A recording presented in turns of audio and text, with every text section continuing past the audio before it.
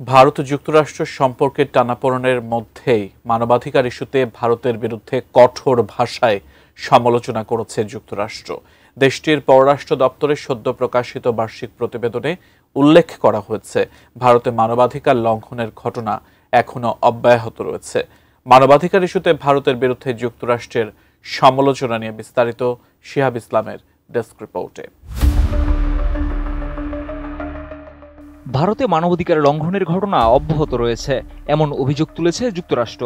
মার্কিন পররাষ্ট্র দপ্তরের ২০২৪ সালের বার্ষিক মানবাধিকার প্রতিবেদনে বলা হয়েছে, এ বিষয়ে ভারতের প্রধানমন্ত্রী নরেন্দ্র মোদীর সরকার খুবই সীমিত পদক্ষেপ নিচ্ছে।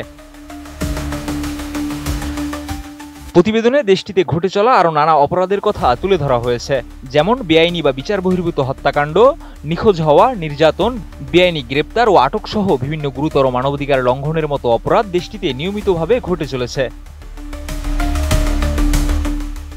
বিশ্বমানের থার্মিক্স রড, সালাম স্টিল থার্মিক্স, দেশের একমাত্র থার্মিক্স রড।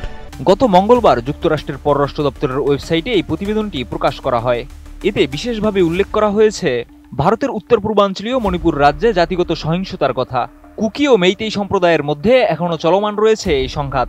অক্টোবর পর্যন্ত চলমান এই সংঘাতে প্রাণ হারিয়েছেন অন্তত ৪৮ জন বেসামরিক নাগরিক। এছাড়া সংঘাত নিরসনে সরকার ব্যর্থ হয়েছে বলেও অভিযোগ রয়েছে প্রতিবেদনে। এই পরিস্থিতিতে বিক্ষোভ দমন করতে পুলিশ টিয়ার গ্যাস ও স্টানগান ব্যবহার করেছে, আর কিছু এলাকায় অনির্দিষ্টকালের জন্য জারি করা হয়েছে কারফিউ।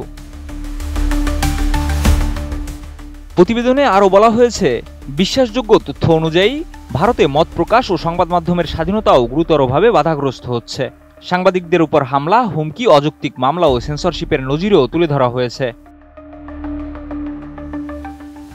এছাড়া বিদেশে থাকা ব্যক্তিদের বিরুদ্ধে আন্তদেশীয় দমন, সংঘাতে শিশুদের ব্যবহার, জোরপূর্বক গর্ভপাত বা বন্ধ্যাকরণের ঘটনাও উঠে এসেছে এই প্রতিবেদনে।